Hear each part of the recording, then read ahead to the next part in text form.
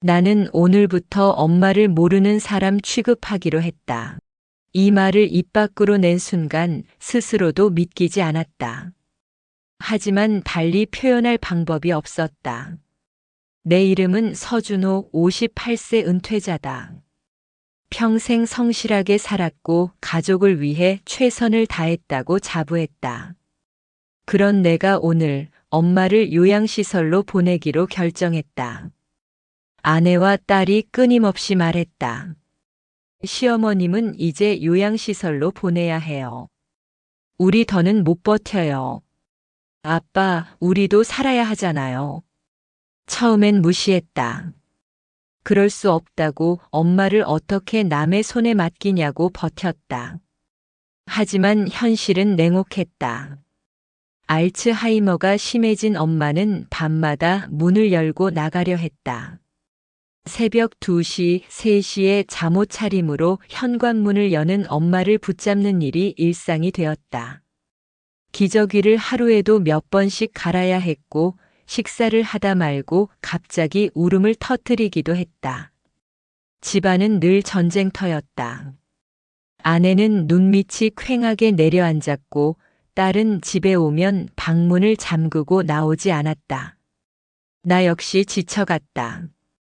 은퇴 후 여유로운 시간을 꿈꿨지만 현실은 하루하루가 버거웠다. 그럼에도 나는 결정을 미뤘다. 엄마를 버린다라는 죄책감을 견딜 자신이 없었다.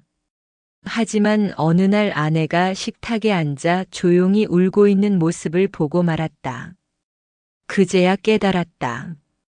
이건 나 혼자만의 문제가 아니었다. 결국 나는 결정을 내렸다. 고급 요양주택. 대기만 2년이라는 곳이었다. 아내는 환하게 웃으며 이제 좀 살 것 같아요라고 말했다. 딸도 안도의 한숨을 내쉬었다. 하지만 나는 웃을 수가 없었다. 가슴 어딘가가 찢어지는 기분이었다. 서류를 작성하고 입주 날짜를 정하는 동안 나는 계속 스스로를 설득했다. 이게 엄마를 위한 길이야. 전문가들이 돌보는 게 훨씬 나아. 집에서보다 더 좋은 환경이잖아. 하지만 마음 한편에선 다른 목소리가 속삭였다. 넌 그냥 도망치는 거야. 편해지고 싶은 거지. 입주 전날 밤 엄마 방 앞을 지나다 문틈으로 작은 신음소리가 들렸다. 문을 열자 엄마는 침대에 누워 천장을 바라보고 있었다. 달빛에 비친 엄마의 얼굴은 너무나 작고 외로워 보였다. 엄마 안 주무세요? 엄마는 고개를 돌리더니 나를 빤히 쳐다봤다. 준호야, 너 어디 가니? 어디 안 가요. 여기 있잖아요. 거짓말. 넌 날 어디 보내려고 하잖아. 심장이 철렁 내려앉았다. 엄마는 알고 있었다. 치매가 심해도 자식이 자신을 떠나보내려 한다는 걸 본능적으로 느끼고 있었다. 나는 대답할 수 없었다. 그저 엄마 손을 잡고 앉아 있을 뿐이었다. 엄마의 손은 거칠고 주름투성이었지만 여전히 따뜻했다. 다음 날 아침 짐을 싸며 나는 다짐했다. 이게 최선이야. 엄마도 우리 가족도 모두를 위한 선택이야. 하지만 그 다짐이 진심인지 아니면 그저 스스로를 위로하기 위한 거짓말인지 나조차 알 수 없었다. 요양시설로 가는 차 안은 침묵으로 가득했다. 아내는 운전대를 잡은 내 어깨를 가볍게 두드리며 잘한 결정이에요 라고 말했지만 나는 고개만 끄덕일 뿐이었다. 뒷좌석에 앉은 엄마는 창밖을 멍하니 바라보고 있었다.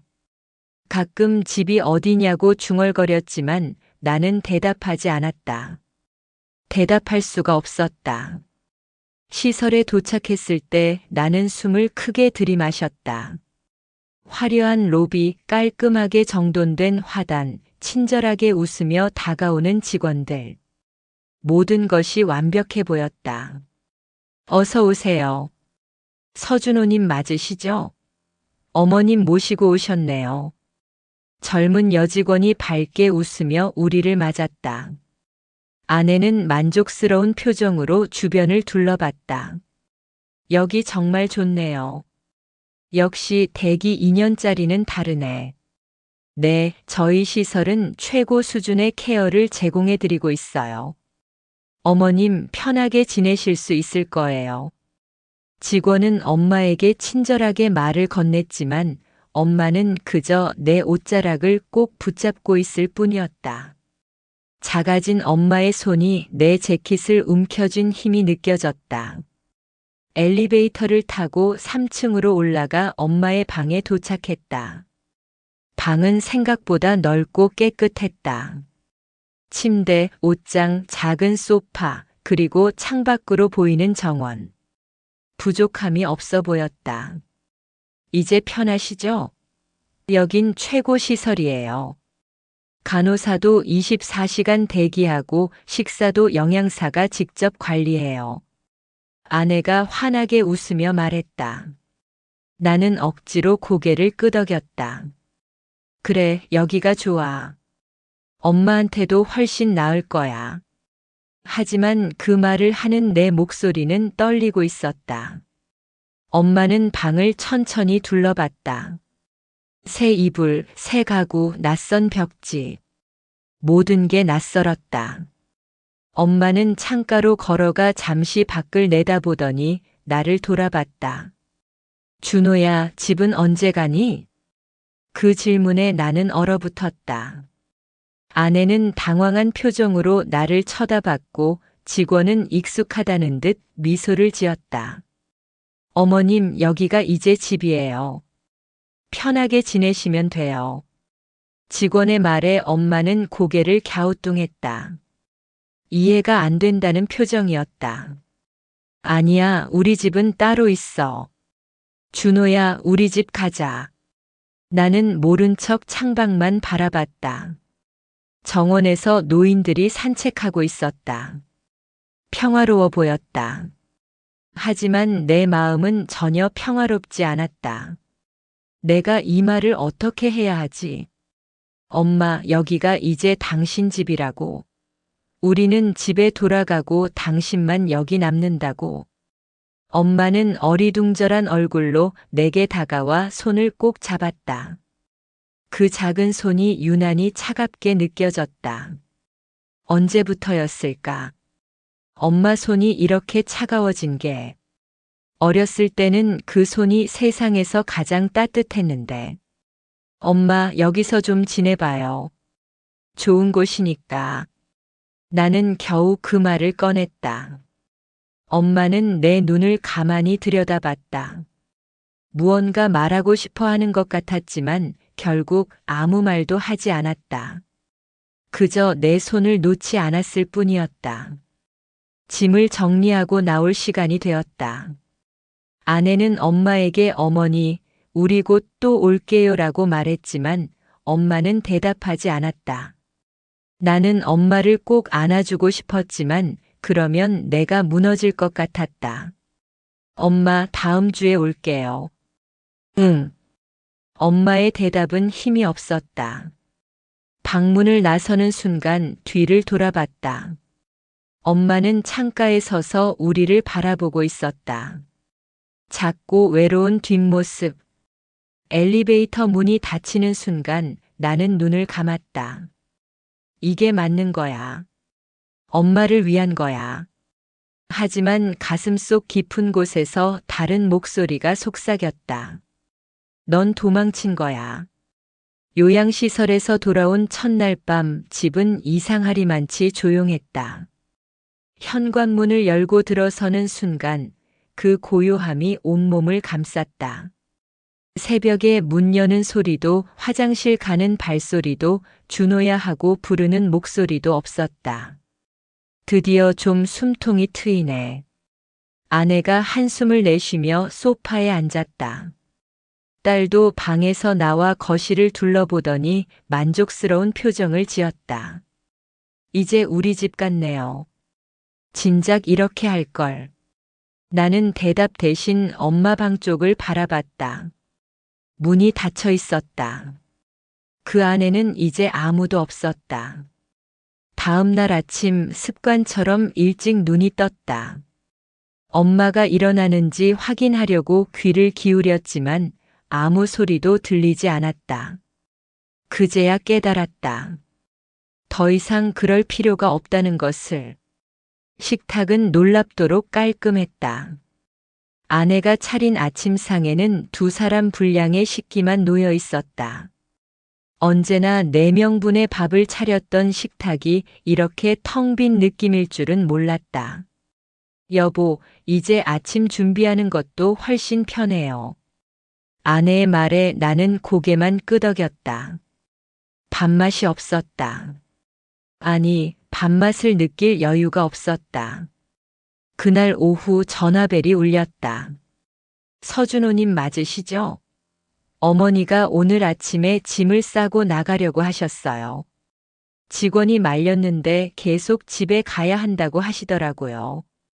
가슴이 철렁 내려앉았다. 다치신 데는 없나요? 다행히 큰 문제는 없으세요. 하지만 적응 기간이 필요할 것 같아요. 이런 일은 흔한 편이니 너무 걱정 마세요. 전화를 끊고 나서도 한참을 멍하니 있었다. 엄마가 짐을 싸는 모습이 눈에 선했다. 낯선 방에서 혼자 가방을 꾸리는 작은 모습. 엄마 미안해. 하지만 어쩔 수 없었어. 이틀 후 또 전화가 왔다. 어머니가 식사 시간에 소리를 지르셨어요. 여기가 어디냐고 집에 데려가 달라고요. 다른 입주자분들도 놀라셔서. 죄송합니다. 제가 곧 방문하겠습니다. 아니에요, 괜찮아요. 다만 어머니가 많이 혼란스러워 하시는 것 같아서 연락드렸어요. 전화를 끊고 소파에 주저앉았다. 나는 불안했다. 엄마는 왜 적응을 못할까? 다른 어르신들은 다 잘 지낸다던데 왜 엄마만 이렇게 힘들어할까? 내가 뭘 잘못한 걸까? 저녁 식사 시간 딸이 물었다. 아빠, 할머니 괜찮으세요? 응, 괜찮아. 적응하는 중이야. 다행이다. 할머니 안 계시니까 집이 정말 평화로워요. 평화롭다. 딸의 말이 맞았다. 집에 돌아오면 묘한 정막이 감돌았지만 분명 평화로웠다. 밤에 깨는 일도 없고 기저귀 냄새도 없고 갑작스러운 소란도 없었다. 하지만 그 평화가 왜 이렇게 불편한 걸까? 밤이 되면 나는 자꾸 엄마 방 앞을 지나갔다.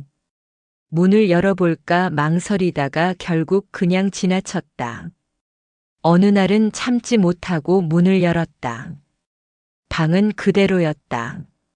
엄마가 쓰던 이불, 옷장, 화장대. 모든 게 그대로인데 주인만 없었다. 창가에 놓인 화분에 물을 주며 문득 깨달았다. 엄마 잔소리가 그리웠다. 준호야, 물 좀 줘라. 꽃이 말라 죽겠다. 준호야, 불 끄고 자라. 준호야, 밥은 먹고 다니냐? 그 성가시던 잔소리들이 이렇게 그리울 줄은 몰랐다. 일주일이 지나고 또 전화가 왔다. 어머니가 계속 현관 쪽에 서 계세요. 누군가 데리러 올 거라고 생각하시는 것 같아요. 그 말을 듣는 순간 눈물이 핑 돌았다. 제가 내일 가겠습니다.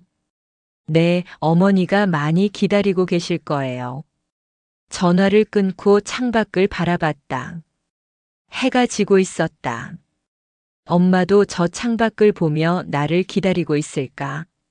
아내가 옆에 와서 물었다. 여보, 괜찮아요? 응, 괜찮아. 하지만 괜찮지 않았다. 딸이 말한 대로 집은 편해졌다. 평화로워졌다.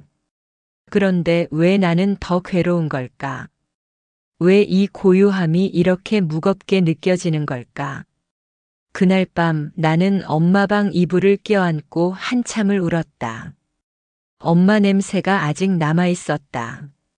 면회 날이 다가왔다. 일주일 만이었다. 아내는 바쁘다며 함께 가지 않았고 딸은 친구들과 약속이 있다고 했다. 결국 나 혼자 요양시설로 향했다. 차를 몰며 계속 생각했다. 엄마가 적응했을까? 이제는 괜찮아졌을까? 전화로 듣는 것보다 실제로는 괜찮을 거야. 그렇게 스스로를 달랬다. 로비에 들어서자 직원이 반갑게 인사했다. 어머님이 아침부터 계속 기다리고 계셨어요. 아드님 오신다고 하니까 아침 일찍부터 옷도 갈아입으시고요. 그 말에 가슴이 뭉클했다. 엘리베이터를 타고 3층에 도착했다. 복도를 걷는 동안 심장이 빠르게 뛰었다. 엄마 방 앞에 섰다. 문을 노크하기 전 깊게 숨을 들이마셨다. 똑똑. 들어오세요. 직원의 목소리가 들렸다. 문을 열자 엄마가 침대 끝에 앉아 있었다. 깔끔하게 빗은 머리, 단정한 옷차림. 하지만 얼굴은 지난주보다 더 수척해 보였다. 엄마. 내 목소리를 듣는 순간 엄마의 눈이 커졌다. 준호야.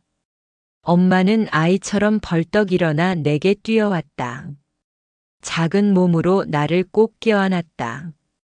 팔에서 전해지는 힘이 생각보다 강했다. 준호야, 준호야.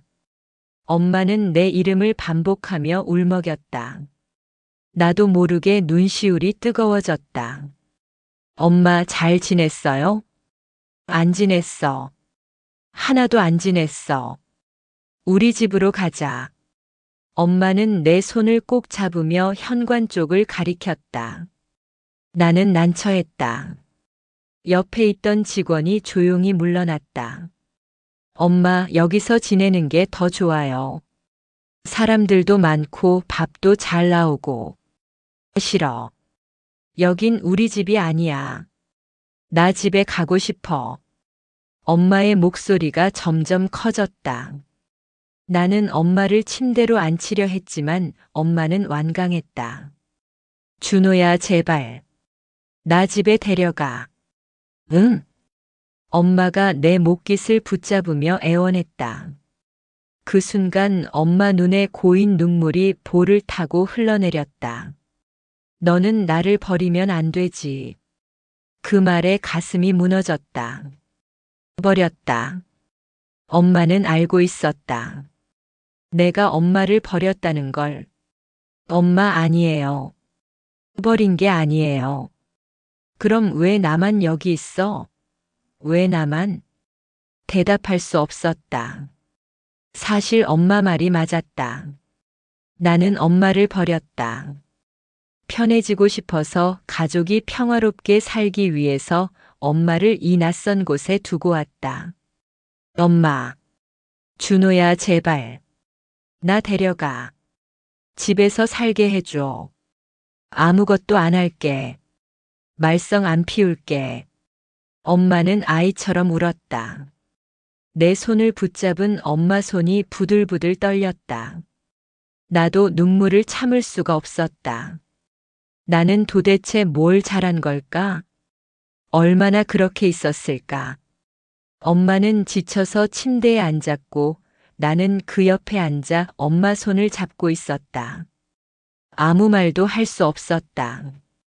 잠시 후 직원이 조심스럽게 문을 열고 들어왔다. 따뜻한 차를 내오며 조용히 말했다.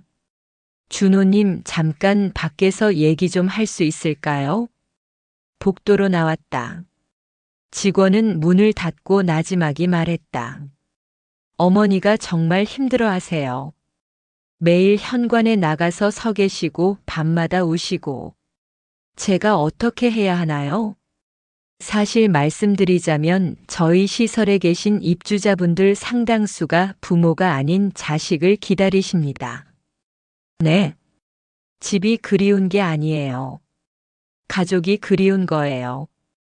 특히 자식들이요. 그 말이 심장을 날카롭게 찔렀다. 어르신들은 시설이 좋은지 나쁜지는 잘 모르세요. 그저 사랑하는 사람들 곁에 있고 싶을 뿐이에요. 직원의 말을 듣는 동안 숨이 막혔다.